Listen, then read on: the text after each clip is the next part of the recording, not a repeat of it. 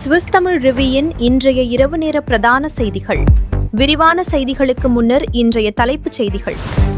பாசல் மிருகக்காட்சி சாலைக்கு ஜெர்மனியிலிருந்து 3 ஆப்பிரிக்க யானைகள் வருகை. நியூசாதல் கோடாரி தாக்குதல் வழக்கு, 3 மனநல மருத்துவர்கள் மீண்டும் நீதிமன்றம். ஆர்காவ் குடியிருப்பு ஒன்றில் பயங்கரம், ஒருவர் பலி, 10 பேர் மருத்துவமனையில் அனுமதி. நியாயமான வணிகப் பொருட்கள் வாங்குவதில் உலகில் முதலிடத்தை தக்க வைத்த சுவிட்சர்லாந்து. நிட்வால்டன் 2 நெடுஞ்சாலையில் போலீசாரை திணற வைத்த முதியவர், பின்னர் நடந்த சம்பவம். உயிருடன் உள்ள எலிகளை மாற்றும் மெய்நிகர் எலி உருவாக்கம், சுவிஸ் ஆராய்ச்சியாளர்களின் புதிய முயற்சி. தொடர்வன விரிவான செய்திகள். விரிவான செய்திகளுக்கு பிரதான அனுசரணை வழங்குவது. ஒரு மாதிரியா புது வீடு கட்டியாச்சு. இனி இதுக்கு சோஃபா, கதிரை, கட்டில் என எல்லாம் வாங்கணும். கையில வேற காசு இல்ல. கையில காசு இல்லன்னு கவலைப்படாதீங்க. முற்பணம் இல்லாமல் உங்களுக்கு பிடிச்ச தளபாடங்களை மாடர்ன் மொபைல் ஷோரூம்ல பெற்றுக்கொள்ள இப்பவே அழையுங்கள். Modern mobile GmbH. கட்டணம் இல்லாமலேயே உங்கள் கனவு இல்லத்தை அழகாக்குங்கள். சுவிட்சர்லாந்தின் பாசல் மிருகக்காட்சி சாலை புதிய மாற்றத்தின் ஒரு பகுதியாக ஜெர்மனியிலிருந்து 3 ஆப்பிரிக்க யானைகளை வரவேற்றுள்ளது. பிரான்சில் உள்ள விலங்குகள் பூங்காக்களுக்கு கடந்த 2 மாதங்களுக்கு முன்பு அங்கிருந்த 2 பெண் யானைகள் மாற்றப்பட்டதை தொடர்ந்து இந்த புதிய யானைகள் கொண்டு வரப்பட்டுள்ளன. ஜெர்மனியின் வூபர்டால் மிருகக்காட்சி சாலையிலிருந்து 18 வயதான டிகா மற்றும் அதன் குட்டிகளான 6 வயது கிமானா, 3 வயது மாலி ஆகியவை புதன்கிழமை பாசல் மிருகக்காட்சி சாலையை வந்தடைந்தன. தற்போது அவற்றை புதிய சூழலுக்கு பழக்கப்படுத்தும் பணியில் ஜெர்மன் பராமரிப்பாளர்கள் ஈடுபடுகின்றனர். அழிவின் ஆபத்தில் உள்ள விலங்கினங்களை பாதுகாக்கும் ஐரோப்பிய இனப்பெருக்க திட்டத்தின் கீழ் இந்த மாற்றம் ஒருங்கிணைக்கப்பட்டதாக தெரிவிக்கப்பட்டுள்ளது. வூபர்டாலில் இருந்தபோது டிகா தனது தாயின் ஆதிக்க நிலையை சவாலுக்கு உட்படுத்த தொடங்கியதால் யானைகள் கூட்டத்தின் அமைதியையும் சமநிலையையும் பாதுகாக்கும் நோக்கில் இந்த மாற்றம் மேற்கொள்ளப்பட்டுள்ளதாக அதிகாரிகள் விளக்கினர். பாசல் மிருகக்காட்சி சாலை நிர்வாகம் எதிர்காலத்தில் ஒரு ஆண் யானையையும் கொண்டு வந்து 2027ஆம் ஆண்டில் மீண்டும் இனப்பெருக்க திட்டத்தை தொடங்க எதிர்பார்க்கிறது. கடந்த ஆண்டு ஜூன் மாதத்தில் அங்கிருந்த முக்கிய பெண் யானையான ஹெரி உயிரிழந்ததை தொடர்ந்து யானை பிரிவில் புதிய அத்தியாயம் ஆரம்பமாகிறது எனவும் தெரிவிக்கப்பட்டுள்ளது. சுவிட்சர்லாந்தில் விலங்குகள் பாதுகாப்பு மற்றும் உயிரியல் பல்வகைமை குறித்து அதிக கவனம் செலுத்தப்படும் நிலையில் இந்த புதிய வருகை பாசல் மிருகக்காட்சி சாலைக்கு முக்கியமான முன்னேற்றமாகும். ஆப்பிரிக்க யானைகள் உலகளவில் ஆபத்தான நிலையில் உள்ள இனங்களாக கருதப்படுவதால் இத்தகைய சர்வதேச ஒத்துழைப்புகள் அவற்றின் எதிர்கால பாதுகாப்பிற்கு முக்கிய பங்காற்றுகின்றன. சுவிட்சர்லாந்தின் நொஷாட்டல் கண்டோனில் 2018ஆம் ஆண்டு இடம்பெற்ற வாலாஞ்சின் கோடாரி தாக்குதல் சம்பவம் தொடர்பில் 3 மனநல மருத்துவர்கள் மீண்டும் நீதிமன்றில் ஆஜராகியுள்ளனர். அந்த சம்பவத்தில் 4 கடுமையாக காயமடைந்திருந்தனர். 2018 ஏப்ரல் மாதத்தில் இடம்பெற்ற இந்த அதிர்ச்சி சம்பவத்துக்கு முன் தாக்குதல் நடத்திய நபர் பிரஃபார்ஜியே பகுதியில் உள்ள பாதுகாப்பு கண்காணிப்புடன் செயற்பட்ட மனநல சிகிச்சை பிரிவிலிருந்து தப்பிச் சென்றிருந்தார். பின்னர் அவர் 2 நாட்கள் நீடித்த தாக்குதல்களில் 4 கோடாரியால் தாக்கி பலத்த காயங்களுக்கு உள்ளாக்கியதாக விசாரணைகளில் தெரிய வந்தது. இந்த வழக்கில் குற்றப்பத்திரிகை தாக்கல் செய்துள்ள அரசு தரப்பு சம்பந்தப்பட்ட 3 மருத்துவர்களும் நோயாளியின் ஆபத்தான மனநிலையை சரியாக மதிப்பீடு செய்ய தவறியதாகவும் அவர் தப்பிச் சென்ற பின்னரும் அதிகாரிகளுக்கு தகவல் அளிப்பதில் தாமதம் ஏற்பட்டதாகவும் குற்றம் சாட்டியுள்ளது. ஆனால் மருத்துவர்களின் பாதுகாப்பு தரப்பு சட்டத்தரணிகள் தாக்குதலை முன்கூட்டியே கணிக்க முடியாத சூழ்நிலை இருந்ததாக வாதிடுகின்றனர். மேலும் மருத்துவர்கள் அந்த நேரத்தில் சுவிட்சர்லாந்தில் நடைமுறையில் இருந்த மனநல சிகிச்சை வழிமுறைகளின் அடிப்படையிலேயே செயற்பட்டதாகவும் தெரிவித்தனர். தாக்குதல் நடத்திய நபர் பின்னர் சிறையில் தற்கொலை செய்து கொண்டதாகவும் அவர்கள் கூறினர். சுவிட்சர்லாந்தில் மனநல நோயாளிகள் பாதுகாப்பு கண்காணிப்பு மற்றும் பொதுமக்கள் பாதுகாப்பு தொடர்பான விவாதங்களை மீண்டும் எழுப்பிய இந்த வழக்கின் தீர்ப்பு இந்த ஆண்டு இறுதிக்குள் வெளியாகும் எனவும் எதிர்பார்க்கப்படுகிறது. சுவிட்சர்லாந்தில் இந்த ஆண்டு மே மாதம் கடந்த 160 ஆண்டுகளிலேயே மிகவும் அதிக வெப்பம் பதிவான மாதங்களில் ஒன்றாக மாறியுள்ளது. 1864ஆம் ஆண்டு முதல் பதிவு செய்யப்பட்ட வானிலை தரவுகளின் அடிப்படையில் பார்க்கும்போது 2026 மே மாதம் நாட்டின் 4வது அதிக வெப்பமான மே மாதமாக பதிவாகியுள்ளது. சுவிட்சர்லாந்து வானிலை சேவையான மீட்டியோ சுவிஸ் வெளியிட்ட தகவலின்படி இந்த மே மாதத்தில் சராசரி அளவை விட 1.8 செல்சியஸ் அதிக வெப்பநிலை காணப்பட்டுள்ளது. அதேவேளை மழை பொழிவும் வரலாற்றிலேயே மிகவும் குறைவாக இருந்துள்ளது. வழக்கமாக மே மாதத்தில் கிடைக்கும் மழை பொழிவின் 40%க்கும் குறைவான மழையை இந்த ஆண்டில் பதிவாகியுள்ளதாக மீட்டியோ சுவிஸ் தெரிவித்தது. இதனால் பல பகுதிகளில் நிலமானது உலர்ச்சி அடைந்ததோடு விவசாய துறையிலும் கவலை அதிகரித்துள்ளது. இந்த வார இறுதியிலும் வெப்பமான காலநிலை தொடரும் என வானிலை ஆய்வாளர்கள் தெரிவித்துள்ளனர். சுவிட்சர்லாந்தின் பெரும்பாலான பகுதிகளில் வெப்பநிலை 20 டிகிரியின் இறுதிப்பகுதி எட்டும் என எதிர்பார்க்கப்படுகிறது. குறிப்பாக வலைஸ் கண்டோனில் உள்ள சியோன் மற்றும் டிசினோ கண்டோனில் உள்ள லுகானோ நகரங்களில் வெப்பநிலை 30 செல்சியஸ் வரை உயரலாம் என கணிக்கப்பட்டுள்ளது. கடந்த சில ஆண்டுகளாக சுவிட்சர்லாந்தில் கோடைகால வெப்பநிலைகள் தொடர்ந்து உயர்ந்து வரும் நிலையில் காலநிலை மாற்றத்தின் தாக்கம் குறித்து மீண்டும் விவாதங்கள் எழுந்துள்ளன. குறிப்பாக ஆல்ப்ஸ் மலைப்பகுதிகளில் பனிச்சரிவுகள் வேகமாக உருகுவது மற்றும் நீர்வள குறைபாடு போன்ற பிரச்சனைகள் குறித்து நிபுணர்கள் தொடர்ந்து எச்சரிக்கின்றனர்.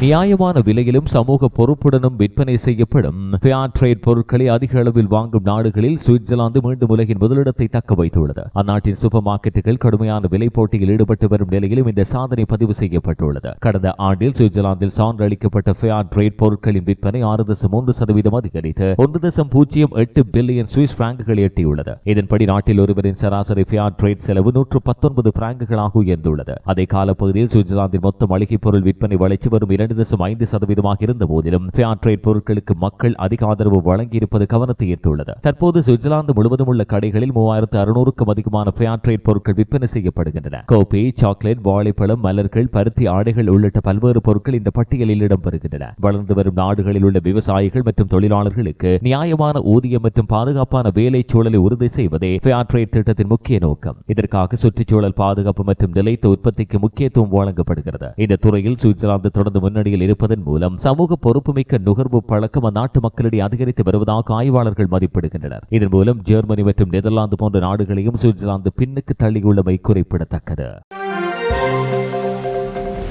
ஆர்கோ கண்டோனில் உள்ள ஸ்ட்ரெங்கல்பாக் பகுதியில் உள்ள ஒரு குடியிருப்பில் வெள்ளிக்கிழமை காலை ஒருவர் உயிரிழந்த நிலையில் கண்டுபிடிக்கப்பட்டதோடு அங்கு ஆபத்தான சயனைட் வகை ரசாயன பிளாவுசாயோடு இருப்பதும் தெரிய வந்துள்ளது. சம்பவத்தின் பின்னர் விஷப்பரவல் அறிகுறிகள் ஏற்பட்டதால் மொத்தம் 10 பேர் மருத்துவ பரிசோதனைக்கு மருத்துவமனைக்கு கொண்டு செல்லப்பட்டனர். 2026 மே 29 காலை 8 மணிக்கு பின்னர் ஸ்ட்ரெங்கல்பாக் பகுதியில் உள்ள மைசன்வேக் வீதியில் உள்ள ஒரு குடியிருப்பில் மரணம் சம்பவித்ததாக அவசர உதவி பிரிவினருக்கு தகவல் கிடைத்தது. சம்பவத்துக்கு சென்ற மீட்பு படையினர் அங்கு ஒருவர் உயிரிழந்த நிலையில் கிடந்ததை கண்டுபிடித்தனர். பின்னர் மேற்கொள்ளப்பட்ட மேலதிக விசாரணைகளில் ஆரம்பத்தில் அடையாளம் காணப்படாத ஒரு ரசாயன பொருள் அங்கிருப்பது தெரிய வந்தது. சில நேரங்களிலேயே உயிரிழந்த நபரின் இரு உறவினர்கள், அவசர மருத்துவ சேவையின் 2 பணியாளர்கள் மற்றும் ஆர்கவ் கண்டோனல் போலீசாரின் 3 அதிகாரிகள் ஆகியோருக்கு சுவாச குறைவு, வாந்தி உணர்வு மற்றும் விஷப்பரவல் தொடர்பான அறிகுறிகள் ஏற்பட்டன. இதையடுத்து அவர்கள் அனைவரும் ஆம்புலன்ஸ் மூலம் மருத்துவமனைக்கு கொண்டு செல்லப்பட்டனர். சம்பவம் தொடர்ந்த போது அருகில் உள்ள குடியிருப்பில் வசித்த 2 பெண்கள் மற்றும் ஒரு குழந்தைக்கும் இதேபோன்ற உடல்நல பிரச்சனைகள் ஏற்பட்டுள்ளது. அவர்கள் மருத்துவ பரிசோதனைக்கு கொண்டு செல்லப்பட்டனர். இதைத் தொடர்ந்து ஸ்ட்ரெங்கல்பாக் தீயணைப்பு படை சம்பவ இடத்தை விரைவாக சுற்றி வளைத்து பாதுகாப்பு நடவடிக்கைகளை மேற்கொண்டதோடு போக்குவரத்து மாற்றுப்பாதைக்கு திருப்பிவிடப்பட்டது. பொதுமக்களுக்கு உடனடி ஆபத்து எதுவும் இல்லை என அதிகாரிகள் உறுதிப்படுத்தினர். பின்னர் மேற்கொள்ளப்பட்ட ஆய்வுகளில் அங்கிருந்த ரசாயன பொருள் மிகவும் ஆபத்தான ஹைட்ரஜன் சயனைட் என்பது உறுதியானது. சம்பவ இடத்தின் சூழ்நிலைகள் மற்றும் இதுவரை கிடைத்த தகவல்களின் அடிப்படையில் தற்கொலை சம்பவமாக இருக்கலாம் என விசாரணையாளர்கள் தெரிவிக்கின்றனர். இந்த சம்பவத்தில் ஆர்கவ் கண்டோனல் போலீசார், சோஃபிங்கன் பிராந்திய போலீசார், ஸ்ட்ரெங்கல்பாக் தீயணைப்பு படை, ரசாயன அவசர உதவி பிரிவு, கண்டோனின் பேரிடர் நடவடிக்கை அணி, நீதி மருத்துவ நிறுவனம் மற்றும் பல ஆம்புலன்ஸ் குழுக்கள் பல மணி நேரம் இணைந்து பணியாற்றின. மாலை 4 மணிக்கு பின்னர் பல குடும்பங்கள் வசிக்கும் அந்த கட்டிடத்தில் பாதிக்கப்பட்ட குடியிருப்புகள் மீண்டும் திறக்கப்பட்டதோடு போக்குவரத்து கட்டுப்பாடுகளும் நீக்கப்பட்டன. மருத்துவமனைக்கு கொண்டு செல்லப்பட்டவர்களில் ஒருவரை தவிர மற்ற அனைவரும் பின்னர் வீடு திரும்பியுள்ளனர். சம்பவ இடத்திலேயே சோஃபிங்கன் கொல்ம் அரசு தரப்பு வழக்கறிஞர் அலுவலகம் விசாரணை ஆரம்பித்தது. சம்பவத்தின் சரியான காரணங்கள் மற்றும் பின்னணிகள் குறித்து தொடர்ந்து விசாரிக்கப்படுகிறது. சுவிஸ்ல பிசினஸ் பண்றீங்களா? ஆனா இன்னும் ப்ராப்பர் வெப்சைட் இல்லையா? வெப்சைட் டிசைன் ரொம்ப காஸ்ட்லின்னு நினைச்சு இது வரைக்கும் ஸ்டார்ட் பண்ணாம விட்டுருக்கீங்களா? இப்ப அந்த கவலை எல்லாத்துக்குமே முடிவு. உங்களுக்கு தேவையான அனைத்து வகையான இணையதளங்களையும் புதிதாக உருவாக்கவும், மேலும் உங்க பழைய இணையதளங்களை நவீன மற்றும் அழகான டிசைன்கள்ல மேம்படுத்தவும் மிக குறைந்த விலையில் நாம் செய்து தருகிறோம். இந்த சிறப்பு வாய்ப்பு குறிப்பிட்ட காலம் வரை மாத்திரமே வழங்கப்படும். மேலதிக விவரங்களுக்கு இப்பவே தொடர்பு கொள்ளுங்க. 0779857 உறவுகளுடைய இழப்பு அப்படின்றது ஈடு செய்ய முடியாதது. ஆனா அந்த இழப்பு செய்தியை பிரசுரிக்க அதிக பணத்தையும் இழக்க வேண்டுமா? இனிமே அப்படி தேவையில்லை. உங்கள் கண்ணை துடைக்க kannee.com நாடுங்கள். உங்கள் உறவுகளின் அறிவித்தல்களை மிக குறைந்த சேவை கட்டணத்தோடு பிரசுரியுங்கள். அதிக பணத்தை அள்ளி வீச தேவையில்லை. kannee.com உங்கள் கவலைகளின் இணைய பங்காளி.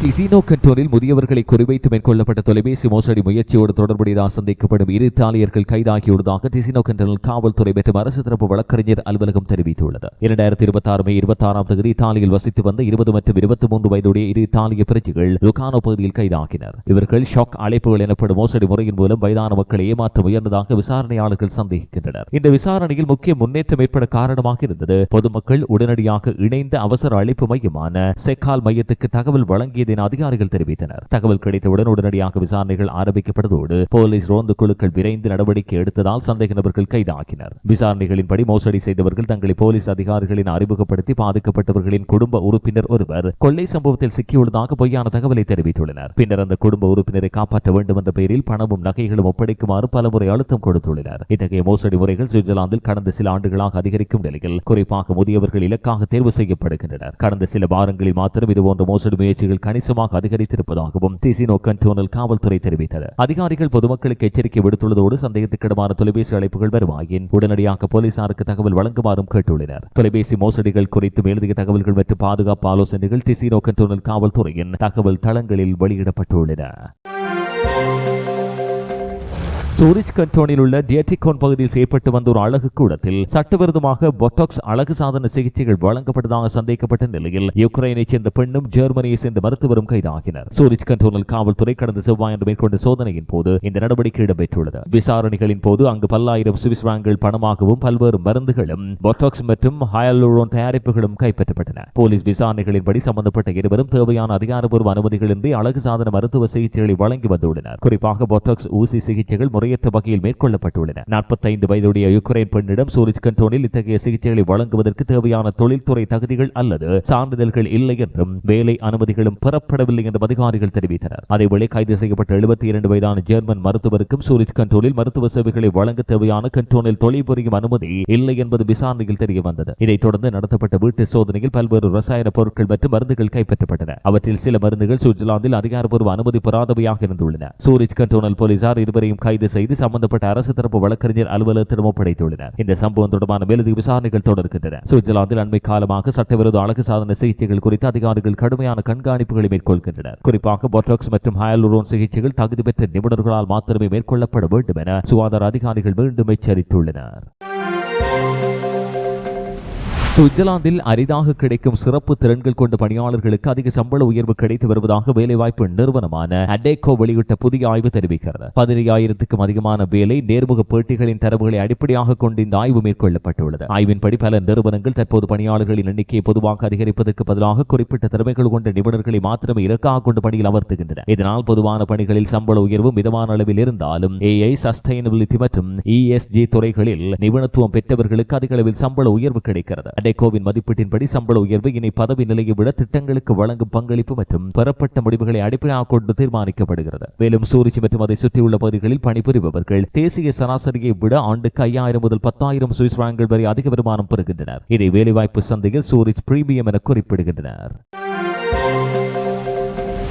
நிட்வால்டன் கண்டோனில் உள்ள A2 நெடுஞ்சாலையில் 85 வயதுடைய ஒருவர் தனது காரை எதிர் திசையில் ஓட்டி பல கிலோமீட்டர்கள் பயணம் செய்த சம்பவம் பரபரப்பை ஏற்படுத்தியது. அதிர்ஷ்டவசமாக கடுமையான போக்குவரத்து இருந்த போதிலும் எந்த விபத்தும் ஏற்படவில்லை. 2026 மே 29 காலை 9 மணிக்கு பின்னர் மத்திய சுவிட்சர்லாந்தை சேர்ந்த 85 வயது நபர் பெக்கன் ரீட் பகுதியில் சாலை படிகள் காரணமாக மூடப்பட்டிருந்த தெற்கு நுழைவாயில் வழியாக A2 நெடுஞ்சாலைக்குள் நுழைந்துள்ளார். தெற்கு திசையில் பயணித்துக் கொண்டிருந்த அவர் கட்டுமான பகுதியை அடைந்த போது தனது வாகனத்தை திருப்பி வடக்கு திசை நோக்கி பயணத்தை தொடங்கினார். பின்னர் நெடுஞ்சாலையிலிருந்து வெளியேறாமல் பாதுகாப்பு தடைகளை மீறி தெற்கு பாதையிலே சுமார் 6 கிலோமீட்டர் தூரம் ஸ்டான்ஸ் நோக்கி எதிர் திசையில் ஓட்டிச் சென்றுள்ளார். இந்த நேரத்தில் பல வாகனங்கள் எதிரே வந்ததோடு பலமுறை விபத்து ஏற்படும் அபாய நிலைகள் உருவாகியிருந்தன. எனினும் எந்த மோதலும் ஏற்படாதது பெரும் அதிர்ஷ்டமாக கருதப்படுகிறது. பின்னர் ஸ்டான்ஸ் சூட் நுழைவாயில் வழியாக அவர் நெடுஞ்சாலையிலிருந்து வெளியேறிய போது நிட்வால்டன் கண்டோனல் போலீசாரின் ரோந்து குழுவால் தடுத்து நிறுத்தப்பட்டார். இதையடுத்து 85 வயதான அந்த நபரின் ஓட்டுநர் உரிமம் உடனடியாக பறிமுதலானதோடு நிட்வால்டன் அரசு தரப்பு வழக்கறிஞர் அலுவலகத்துக்கு எதிராக வழக்கு பதிவு செய்யப்பட்டுள்ளதாகவும் அவருக்கு அறிவிக்கப்பட்டுள்ளது. இந்த சம்பவத்தில் நிட்வால்டன் கண்டோனல் காவல்துறையின் பல ரோந்து குழுக்கள் நடவடிக்கையில் ஈடுபட்டன.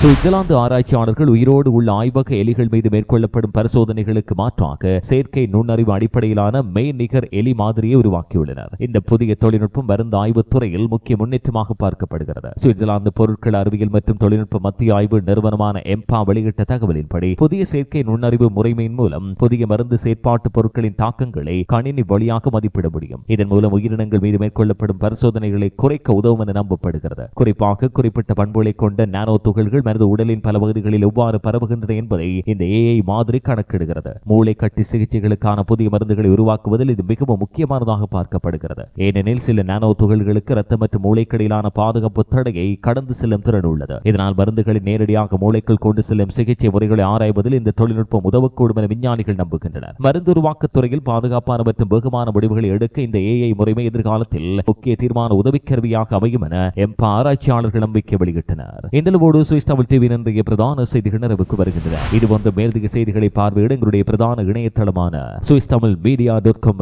நாடுங்கள். வணக்கம்.